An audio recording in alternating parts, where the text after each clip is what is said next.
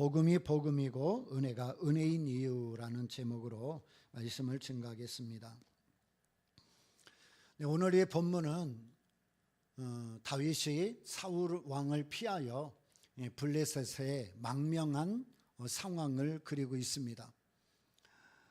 매일매일 다윗을 죽이기 위하여 쫓아다니던 사울이었기에 참 다윗은 하루하루가 불안하고 염려와 근심이 가득할 수밖에 없었죠. 그래서 할 수 없이 이 원수의 나라였던 블레셋 나라로 망명을 갔습니다. 다윗은 거기서 이제 아기스 왕 방백의 피난처로 삼고 거기서 지내고 있었는데, 갑자기 이스라엘과 블레셋이 전쟁이 일어나게 됐어요. 이 아기스 방백이 모든 군사들을 총동원하도록 명령을 하니까 이 다윗도 할 수 없이 이 아기스 방백과 함께 전쟁에게 나가게 됐습니다. 근데 지금 다윗은 이스라엘 편이 아니고 블레셋 편에 서 있는 거예요. 그러다 보니까 함께 전쟁으로 싸움을 나갔던 군사들이 갑자기 이제 아기스 방백에게 이야기하는 겁니다. 아니, 저 사람은 우리 원수 아닙니까? 우리의 영웅이었던 골리앗 장군을 죽여가지고 우리나라에 큰 위기를 주었던 적군의 장수인데 어떻게 저 사람을 이 전쟁에 같이 나가려고 그럽니까? 혹시 같이 나갔다가 우리 뒤통수 치고 우리가 전쟁에서 패하게 만든다면 그 어떤 책임을 지려고 그러십니까? 같이 못 갑니다. 그랬더니 아기스 왕이 아니다, 분명히 우리에게 충성하기로 다짐했고 충성하기로 결심을 했다. 그러니까 절대 그럴 리가 없을 것이다. 그렇지만 다른 군사들이 도저히 같이 갈 수 없습니다. 그래가지고 할 수 없이 이 다윗은 블레셋을 떠나 자기 추종자들이 가족들과 함께 머물러 있었던 시글락으로 오게 되었어요. 3일 만에 시글락에 도착해 보니까 거기가 또 난리가 난 겁니다. 이미 아말렉이 이 시글락을 쳐들어와 가지고 600명이나 되는 이 여인들과 자녀들과 가축 모든 재산을 빼앗아 가지고 가버린 거예요. 그러니 이 다윗은 정말 앞뒤가 다 꽉 막혀 있고 인생의 정말 최고의 실패를 또 경험하게 되는 거죠. 그러니까 자녀들이 잡혀가고 또 아내들이 잡혀가고 그러면서 남아있던 일부 사람들이 자녀들 때문에 얼마나 울었던지 소리도 안 날 만큼 울었더라. 근데 3일 만에 이 다윗을 보니까 너무 화가 난 겁니다. 그래서 돌로 치려고 하자. 다윗이 너무나 급해가지고 도망치려 하지만 그게 또 마땅치 않고, 그래서 할 수 없이 오늘 6절 끝에 보니까 그 하나님 여호와를 힘입고 용기를 얻었더라, 그렇게 이야기해요. 그러니까 이 다윗은 정말 실패의 가장 큰 위기 속에서 또 하나님 앞에 엎드립니다. 오늘 그 하나님 여호와를 힘입고 용기를 얻었더라, 이 말씀 안에는 다 기록되어 있지 못하지만 그런 거예요. 하나님 앞에 나와서 다윗이 기도하는 겁니다. 하나님, 제가 지금 이 블레셋 아니 아말렉을 쫓아가면 그들을 추격에 잡을 수 있겠습니까? 그래, 쫓아가면 잡을 수 있을 것이다. 그리고 빼앗긴 거 다 찾아서 돌아올 수 있을 것이다. 정말 이길 수 있겠습니까? 이긴다. 그래서 다윗이 군대를 일으켜가지고 아말렉을 쫓아갔습니다. 그리고 아말렉에 있는 그곳에 싸움을 벌여가지고 크게 승리하죠. 그래서 아말렉이 빼앗아갔던 모든 여인들과 자녀들, 재산들, 그리고 이 아말렉이 다른 나라와 싸워서 빼앗아왔던 전리품까지 싹 다 뺏어옵니다. 그래가지고 다윗이 속했던 유다 지파의 모든 지역에 선물 보낼 만큼 많은 전리품들을 이렇게 빼앗아 오게 되어지죠. 다윗은 실패하고 위기를 맞은 그때에 하나님 앞에 엎드려 기도하면서 하나님의 은혜를 구하고 하나님을 의지함으로 다시 승리의 삶을 이뤄가는 것을 보게 되어져요. 우리가 지난 시간 사무엘상 28장에서 보았듯이 이 사울왕은 블레셋과의 전쟁에서 수가 적고 또 전쟁에서 이기기 어렵다는 것을 판단하고 너무나 급한 나머지 이 신접한 여인을 찾아가서 이 사무엘을 불러 올려라. 그래서 이 악한 영이 이 사무엘 입술을 빙자해서 하나님의 계획을 전합니다. 진짜 사무엘이 올른 것이 아니라 악한 영이 이 사무엘을 빙자해서 이야기하지만 그것조차도 하나님의 주권 속에 있어서 사울왕에게 너 이번에 전쟁에 나가면 완전히 패하고 네 군사들은 다 도망갈 것이며 너와 네 아들들은 죽음을 당하게 될 거다. 사울은 그 말을 듣고 완전히 절망을 해버렸어요. 한 발자국 더 나아가서 내가 이 상황에서 뭐를 해야 될 것이며 어떻게 해야 될 것인가를 생각해야 되는데 이 사울왕은 그 자리에서 절망하고 그리고 한 발자국을 나아가지 못하는 거예요. 우리로 말하면 차라리 회개하고 하나님의 은혜를 구하고 하나님 저를 좀 도와달라고 했으면 좋았을 뻔했는데 사울은 회개하지 않습니다. 그리고 과거에 아말렉 사건으로 인하여 하나님께 버림을 받고 그 불순종 때문에 오늘 이 결과를 초래한다는 것을 알면서 거기에 머물러 있고 그것 때문에 화가 났고 그것 때문에 자기 인생이 절망하고 마지막 불행의 삶을 마감하게 되는 거예요. 근데 반면에 다윗은 실패하고 위기를 맞고 어려움을 당하는데 그 자리에 있지 않고 한 발자국 더 나아가 하나님을 의지하는 거예요. 그냥 하나님의 은혜를 구하며 사는 겁니다. 여러분, 우리가 사무엘상이 오늘 이제 마지막 강해고 다음 주부터는 사무엘하를 우리가 이제 살피게 될 텐데 우리가 사무엘상을 쭉 이렇게 큰 줄기를 가지고 살펴오면서 계속해서 하는 얘기가 뭐냐면 사울과 다윗의 비교 또는 대조를 우리가 살피고 있습니다. 이 사울왕은 인간의 노력과 애씀과 최선의 노력을 통해서 자기가 얻을 수 있는 모든 것을 얻어보지만 마지막 그 인생은 절망이다. 하나님이 없는 인생, 은혜를 입지 않은 인생, 자기 힘과 능력을 의지하며 살아가는 인생, 자기 뜻대로 살아가는 인생, 불순종하는 인생, 그 인생의 마지막은 불행이다. 하나님으로부터 은혜를 입지 못하니까 그 인생의 마지막이 얼마나 불행해요. 참 안타까운 거죠. 근데 지금도 수많은 사람들이 그 불행이 이미 예고되어 있음에도 불구하고 그 길을 가요. 하나님 없어요. 믿지 않아요. 의지하지 않아요. 기도하지 않아요. 순종하지 않아요. 은혜를 구하지 않아요. 자기 힘과 능력을 가지고 살아요. 어쨌든 최선을 다해봐요. 그래서 많은 것들을 얻는 것처럼 손에 쥐어보고 그리고 누려보지만 결국 그 인생의 마지막은 여러분 이미 하나님이 예정해 놓고 결정해 놓으신 그 불행의 늪에 빠지게 되는 거예요. 그러나 다윗은 사람의 힘으로는 할 수 없는 그 자리였지만 언제나 자신이 연약하고 부족하다는 것을 알기에 하나님을 의지하고 하나님의 은혜를 구하고 하나님께 순종하고 하나님의 뜻대로 살고 하나님을 경외하는 믿음을 가졌단 말이에요. 그래서 다윗의 노력으로 인하여 얻어진 게 아니라 하나님의 은혜로 그가 승리하고 영광을 얻고 왕이 되고 평강을 누리고 최고의 위대한 인생의 삶을 살아가는 거예요. 이 사울과 이 다윗의 두 인물의 대조를 통해서 우리는 누구의 삶을 따라갈 것인가?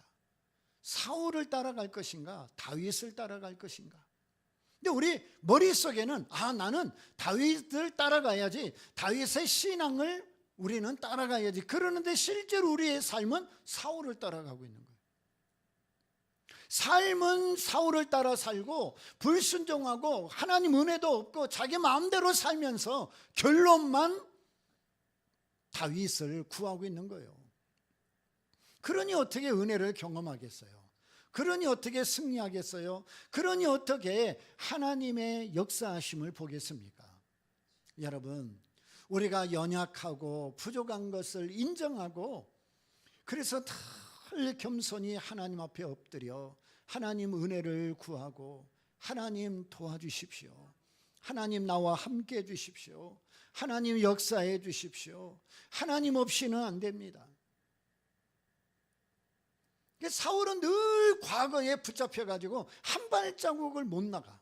그런데 다윗은 비록 실패하고 그리고 위기를 당한다 할지라도 한 발자국 더 나가서 하나님을 의지하는 거예요.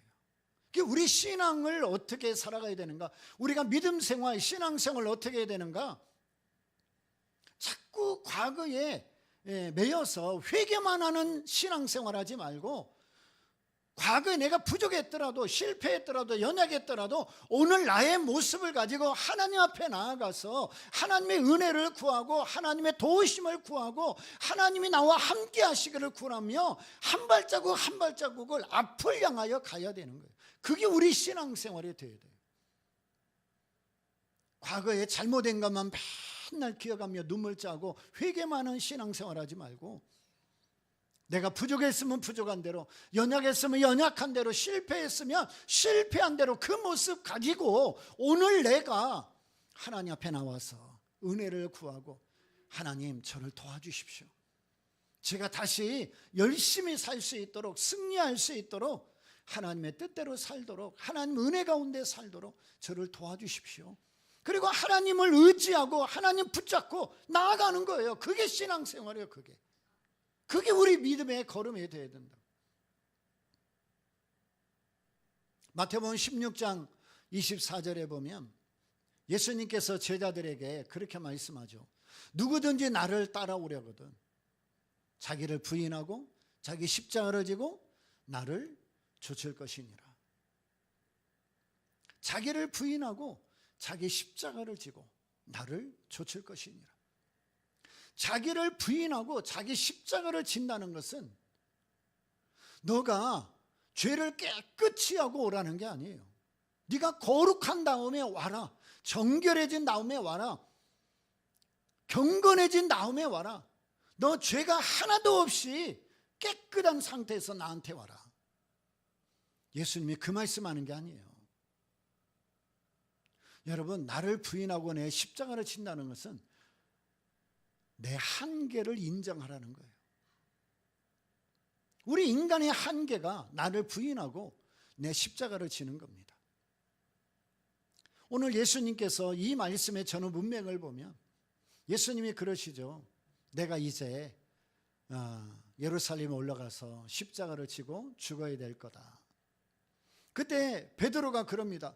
예수님, 다른 사람은 몰라도 절대 저는 예수님 떠나지 않을 것이며 제가 목숨을 걸고 예수님 죽지 않도록 제가 지켜드리겠습니다. 그때 예수님이 뭐라 그래요? 사탄아 물러가라.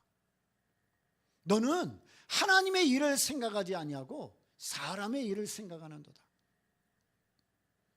여러분, 십자가를 지지 못하게 하는 게 사탄의 일이에요. 십자가에서 죽음을 방해하는 게 사단의 역사예요. 나를 부인하지 못하게 하고 내 십자가를 지지 못하게 하는 게 그게 사탄의 역사예요. 그래서 예수님이 사탄아 물러가라 그런 거예요. 예수님은 십자가를 지시고 그 위에서 죽으셔야 돼요. 그게 하나님이 정한 길이고 그게 하나님의 뜻이고 그리고 예수님이 이 세상에 오신 목적이었어요. 그런데 그거를 방해하고 그거를 가로막고 그러면 안 된다고 그러니까 이거는 하나님의 뜻이 아니잖아요. 이거는 예수님이 오신 목적과 다른 거잖아요. 그러니까 그거는 하나님과 상관없는 인간의 생각이니까 사탄아 물러가라. 너는 하나님의 일을 생각하지 않고 사람의 일을 생각하는도다. 베드로 생각에는 예수님을 죽지 못하게 하는 게 최고의 제자의 모습이었어요. 예수님 주위에 누구도 공격하지 못하도록 방패가 되어주는 게 베드로로서는 최고의 제자의 모습이었어요. 근데 그거는 하나님의 뜻과 상관없는 베드로 혼자만의 생각이에요. 그러니까 예수님이 사탄아 물러가라 그렇게 말씀하신 것이죠. 여러분, 우리가 교회 나오고 예수를 믿고 또 신앙생활할 때 어떤 사람 그러잖아요. 전도하거나 또 실족해서 교회 안 나오는 사람들 보면 아유, 내가 문제 해결되면 나갈 거예요. 때가 되면 나갈 거예요. 내가 죄가 너무 많아서 지금은 못 가요. 내가 뭐 때문에 못 가요? 뭐 때문에 못 가요? 그래서 차일피일 미루는 사람이요 의외로 굉장히 많습니다. 근데 예수님은 죄 문제 해결하고 오라고 말씀하지 않아요. 거룩하게 된 다음에 나와라. 정결하게 된 다음에 나와라. 회개한 다음에 나와라. 너 모든 문제 해결한 다음에 나와라. 너 허물 없어진 다음에 나와라. 너 하나님 앞에 깨끗해진 다음에 나와라. 예수님은 어디에서도 그렇게 말하지 않아요. 나를 부인하고 내 십자가를 지고 나를 따르라고 하는 것은 너 실패했냐? 그러면 실패한 모습 가지고 내 앞에 와라. 너 넘어져 있냐? 그럼 넘어져 있는 그 모습으로 내 앞에 나와라. 너 죄가 많으냐? 그럼 그 모습 그대로 내 앞에 나와라. 여러분, 죄가 있든 실패가 있든 허물이 있든 연약함이 있든 시험거리가 있든 무슨 이유가 있든지 그것 때문에 저 지금 못 나가요가 아니라 그 모든 거 다 보따리에 싸가지고 나오라 이 말이에요. 그거 다 싸가지고 나와서 예수님께 맡기라는 거예요. 예수님께 맡기라. 여러분, 그 모든 거 우리가 해결할 능력이 없는 거예요. 그 해결할 수 있는 방법이 없는 거예요. 그러니까 그거 나한테 맡기고 너는 나를 따르라. 너는 내 앞에 나와라. 너는 나를 믿어라 그거예요. 너 아무리 힘쓰고 했어도 평생 가야 그 문제 너 해결 못한다. 너 그거 방법 없다. 그러니까 그거 나한테 맡기고 너 자꾸 과거에 뭐 이랬네 저랬네 이 사람 때문에 돈 때문에 뭐 때문에 뭐 이유가 많지만 그것 때문에 못 나온다고 말하지 말고 그냥 네 마음에 어떤 이유가 있든 그거 가지고 나와라. 나와서 나한테 맡기고 너는 나를 따르라. 그게 예수님의 제자도예요. 그러니까 우리도 교회 다닐 때 혹시나 주일날이나 이렇게 예배드리러 올 때 일부는요 모르긴 해도 약간의 정죄감을 갖고 오는 분들이 있어요. 아, 지난주간에 내가 기도 많이 못했는데, 아, 지난주간에 성경을 안 읽었는데, 아, 지난주간에 내가 뭐를 어쨌는데, 아, 지난주간에 싸웠는데, 지난주간에 뭐 했는데, 지난주간에 거짓말했는데 이러면서 예배를 나올 때 마음속에 보이지 않는 정죄감을 가지고 예배를 나오는 사람도 있어요. 물론 우리 마음속에 양심의 가책이라는 것이 있으니까 100%다 우리가 자유할 수는 없겠지만 예수님이 오늘 말씀하시는 게 뭐냐면 지난주에 거짓말했냐? 지난주에 뭐 싸웠냐? 지난주에 죄 졌냐? 그거 다 가지고 나와라. 그것 때문에 교회 오는데 정죄감 갖지 말고 그것 때문에 교회 올 때 갈등하지 말고 너 모습 그대로 내가 다 안다. 너 실패한 거, 너 거짓말한 거, 너 싸운 거, 너 거룩하지 못한 거, 너 정결하지 못한 거, 너 믿음으로 살지 못한 거, 너 순종하지 않은 거, 너 사랑하지 않은 거 내가 다 안다. 내가 그거 다 받아줄 테니까 너는 그냥 내 앞에 와. 그 예수님이 그 말씀하시는 거예요. 그러니까 여러분, 아프면은 우리가 병원 가야 되잖아요. 가서 의사를 만나고 정확하게 진단하고 치료를 받아야 되잖아요. 근데 병원 가서 의사 만나는 게 너무 미안하고 시간 뺏는 게 너무 죄송해가지고 어떻게든지 내가 내 병 고쳐놓은 다음에 병원 가는 것과 똑같은 거예요. 그러려면 뭐 하려고 병원 가? 예수 믿는 거는 병 다 고치고 의사 만나러 병원 가는 게 아니고, 아프니까 병원 가야 되듯이 아프니까 의사 만나야 되고, 아프니까 검사를 하고, 아프니까 치료를 받아야 되듯이 우리가 믿음의 삶에서 연약하고 부족하고 넘어지고 쓰러지고, 그러니까 교회를 와야 되는 거예요. 그러니까 예수 앞에 나와야 돼요. 그러니까 기도해야 되는 거예요. 그러니까 하나님 앞에 나와서 은혜를 구해야 되는 거예요. 베드로가 이 사탄아 물러가라, 너는 하나님의 일을 생각하는 것이 아니라 사람의 일을 생각하는다. 여러분, 그 말을 들었을 때 베드로가 얼마나 충격을 받았을까요? 세상이나 3년 동안이나 따라다녔던 예수님을 가장 가까이에서 섬기고, 그리고 수제자라는 이름을 붙이고 따라왔는데, 어느 날 갑자기 예수님께서 이 사탄아 물러가라 그러니 이 베드로가 얼마나 충격을 받았을까요? 그 순간에 베드로는 절망했을까요? 내가 사단밖에 못 됐나? 내가 이 정도밖에 못 됐나? 내가 이것밖에는 안 되나? 그러면서 얼마나 절망하고 얼마나 실패했을 겁니까? 만약에 베드로가 거기서 그 절망과 그 실패와 그리고 사단이라는 말을 듣고 시험 들어가지고, 요즘 우리말로 말하면 시험 들어가지고 에라 나 못해 먹겠다 그러고 돌아갔으면 베드로는 없는 거예요. 반석도 없는 거예요. 신앙 고백도 없는 거예요.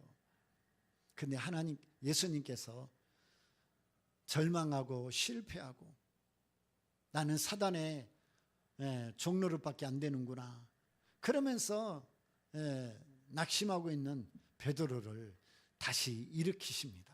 자, 우리 요한복음 21장을 가보겠어요. 우리 유명한 곳이죠. 요한복음 21장 마지막 장.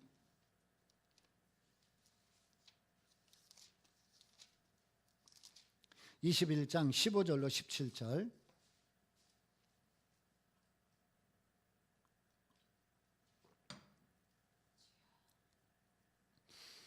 요한복음 21장 15절로 17절. 저희가 조밥 먹은 후에 예수께서 시몬 베드로에게 이르시되 요한의 아들 시몬아 내가 이 사람들보다 나를 더 사랑하느냐 하시니 가로되 주여 그러하이다. 내가 주를 사랑하는 줄 주께서 아시나이다.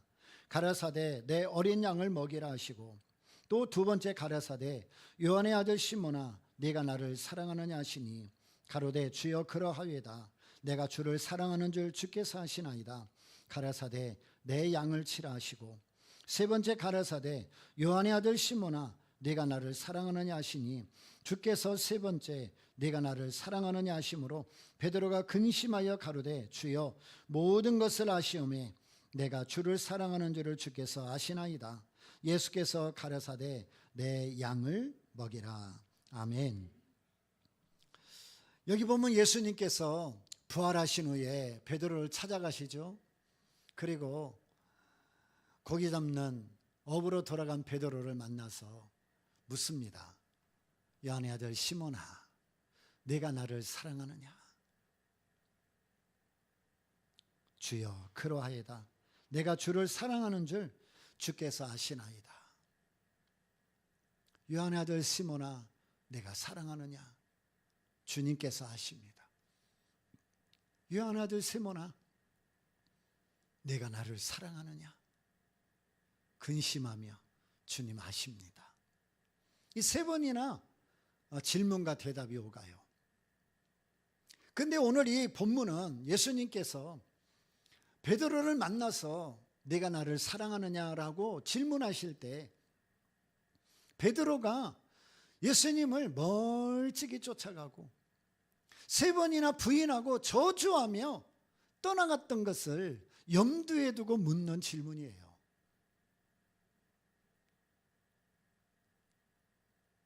사실 베드로는 예수님을 사랑했습니다. 근데 그 사랑은 멀찍이 쫓아가는 사랑이었어요.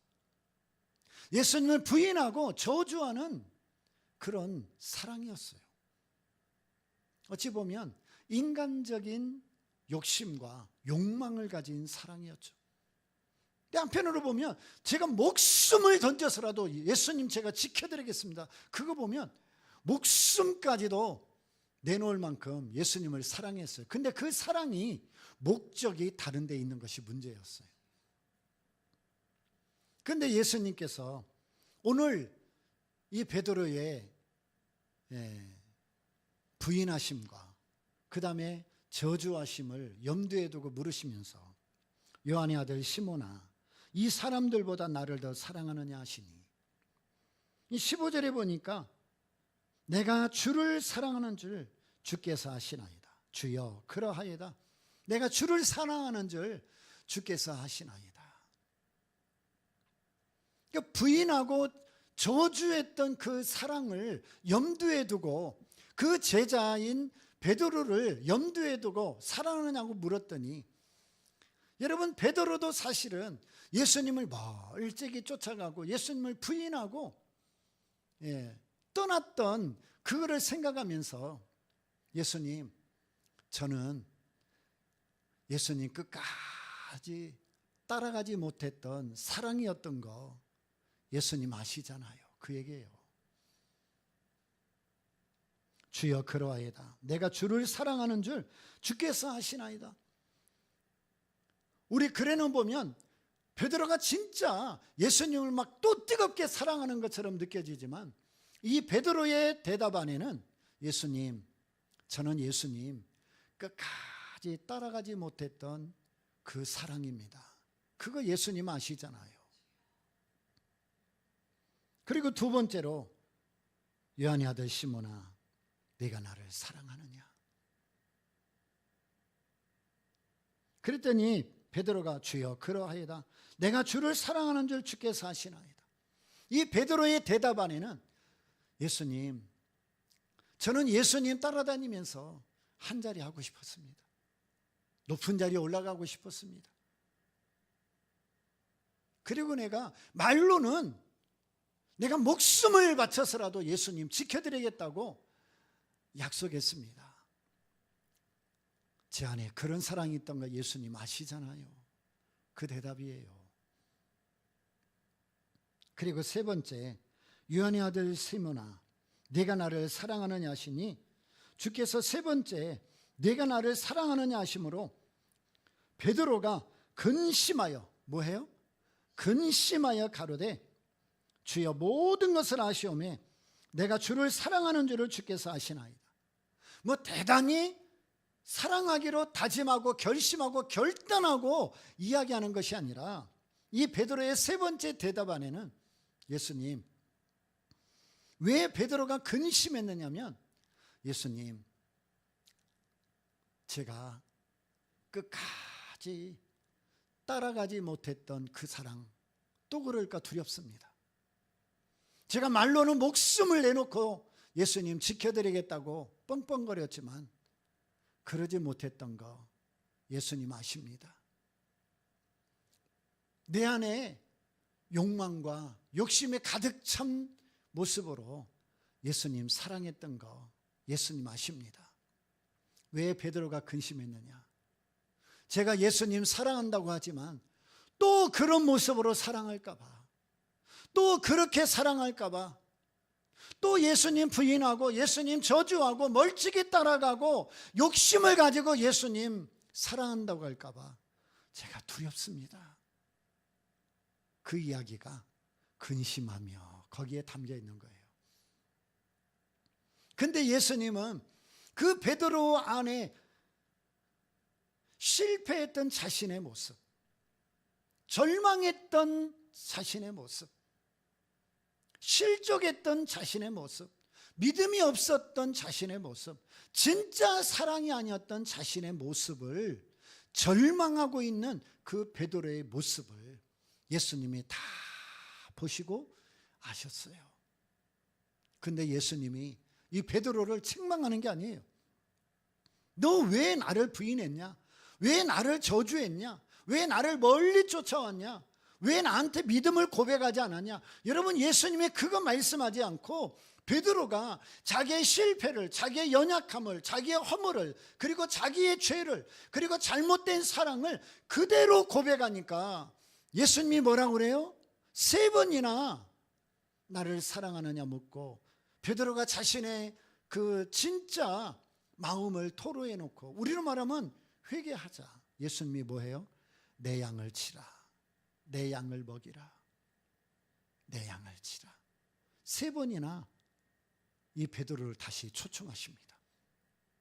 내 양을 먹이라, 내 양을 치라, 내 양을 먹이라. 여러분, 이 말씀은 너 이제 네가 나를 부인하고 나를 저주하고 멀리 따라오고 욕심을 가졌고 잘못된 믿음으로, 잘못된 사랑으로 나에게 대했다 할지라도 나는 이제 더 이상 네 과거 묻지 않겠다. 그러니 너도 더 이상 과거에 매이지 말고 내 양을 먹이라, 내 양을 치라, 내 양을 먹이라. 이제 네가 더 이상 정죄감에 빠지지 말고 더 이상 죄와 허물로 인하여 슬퍼하거나 낙심하거나 절망하지 말고 이제 한 발자국 다시 뛰어라. 네 실패한 모습에서, 절망한 모습에서, 그리고 나를 부인했던 그 모습에서 머물지 말고 내 양을 먹이라, 내 양을 치라, 내 양을 먹이라. 다시 너의 미래를 향하여 한 걸음을 뛰라는 거예요. 회개만 하며 눈물만 흘리며 닭소리만 들어도 통곡하는 네 모습에서 머물지 말고 더 이상 정죄감에 빠져 있거나 어둠에 붙잡혀 있지 말고, 내가 이제 너 알았으니까, 내가 이제 내 마음 받았으니까, 내가 이제 너를 용서했으니까 새로운 인생을 살아라. 새로운 삶을 향하여 발걸음을 옮겨라. 네가 전에는 나를 위하여 목숨을 버린다고 했다가 결국은 실패했지만 내가 다시 부활하여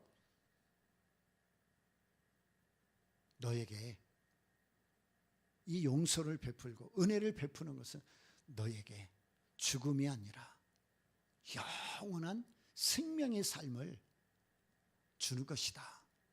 그러니까 죽음에 있지 말고 생명의 삶을 향해 나아가라. 그 얘기예요. 그 하나님은 왜 우리의 과거를 용서하시고 우리에게 은혜를 베푸시는가? 왜 우리가 회개하며 그 자리에만 머물지 말고 앞을 향하여 나아가기를 원하시는가? 왜 하나님의 은혜를 의지하고 하나님 은혜로 인하여 새로운 인생을 살기 원하시는가? 우리에게 그 은혜를 주시는 목적이 있기 때문에 그러시는 거예요. 그 목적이 에베소서 1장 3절로 6절에 나와요. 그 마지막으로 거기 한 번만 찾아보겠습니다. 에베소서, 고린도 전후서, 갈라디아서, 그 다음에 에베소서 309쪽 되겠습니다. 에베소서 1장 3절로 6절. 찬송하리로다 하나님 곧 우리 주 예수 그리스도의 아버지께서 그리스도 안에서 하늘에 속한 모든 신령한 복으로 우리에게 복 주시되 곧 창세전에 그리스도 안에서 우리를 택하사 우리로 사랑 안에서 그 앞에 거룩하고 흠이 없게 하시려고 그 기쁘신 뜻대로 우리를 예정하사 예수 그리스도로 말미암아 자기의 아들들이 되게 하셨으니 이는 그의 사랑하시는 자 안에서 우리에게 거저 주시는 바 그의 은혜의 영광을 찬미하게 하려는 것이라. 하나님이 우리에게 은혜 주시는 이유예요. 하나님이 우리를 용서하시는 이유예요. 하나님이 우리에게 믿음으로 살라라고 말씀하시는 이유예요. 하나님이 우리에게 하나님을 의지하며 살도록 하시는 이유입니다. 이 말씀을 한마디로 요약하면 그거예요. 내가 너에게 하나님의 은혜를 주었으니 하나님의 사랑을 주었으니 이제는 과거에 매이지 말고 너의 그 모든 어려움 나한테 다 맡기고 이제는 내 영광을 위하여 내 이름을 찬미하며 새로운 인생을 살아라. 하나님이 우리에게 은혜 주시는 이유는 단 한 가지예요. 하나님의 영광을 위해 살아라. 하나님의 이름을 찬미하며 살아라. 하나님의 뜻을 따라 기뻐하며 살아가라. 여러분, 그것이 우리가 살아가는 삶의 이유이고 목적이고 하나님이 은혜 주시는 이유입니다. 그러니까 하나님이 우리에게 은혜 주시고 하나님이 우리를 용서하시고 하나님이 우리를 사랑하시는데 자기 마음대로 살면은 안 되는 거예요. 자기 뜻대로 자기 힘과 능력을 의지하며 살면 안 되는 거예요. 왜? 그거는 사울의 삶이고 사울의 마지막이 기다리고 있으니까. 그러나 부족하지만 연약하지만 실패하지만 다윗처럼 하나님 앞에 은혜를 구하고 하나님을 의지하여 한 걸음 더, 한 발자국 더 내밀면 하나님이 우리에게 역사하셔서 하나님의 영광을 위해 하나님의 이름을 찬미하며 살도록 우리에게 역사해 주는 것입니다. 오늘 하나님은 지금도 우리에게 은혜를 부어주십니다. 그 은혜를 힘입어 하나님의 뜻을 따라 하나님의 영광을 위해 하나님의 이름을 높이며 살아가는 저와 여러분 되기를 바랍니다. 기도하겠습니다. 하나님 아버지, 죄와 허물로 죽었던 우리에게 예수 그리스도를 보내어 주셔서 우리에게 영원한 생명과 구원을 주시고 자녀된 권세까지 주시니 감사합니다. 우리는 뭔가 예수 믿고 대단한 일만 해야 되고 위대한 인생을 살아야만 되는 것처럼 착각하지만 하나님은 있는 모습 그대로 내게 나와서 내게 은혜를 받고 하나님의 영광을 위해서 살라고 말씀하십니다. 오늘 우리가 실패하고 연약하고 그리고 죄지었던 모든 것 있더라도 오늘 하나님 앞에 나와서 있는 모습 그대로 주의 은혜, 주의 사랑 그리고 주의 용서 가운데 새로운 인생을 향해 출발하고 예수님의 부활하심으로 베드로를 회복시키시고 새로운 멋지고 위대한 제자의 삶을 상기한 것처럼 오늘 우리도 그렇게 살아갈 수 있는 저희들 되게 하여 주옵소서. 예수님의 이름으로 기도드리옵나이다. 아멘.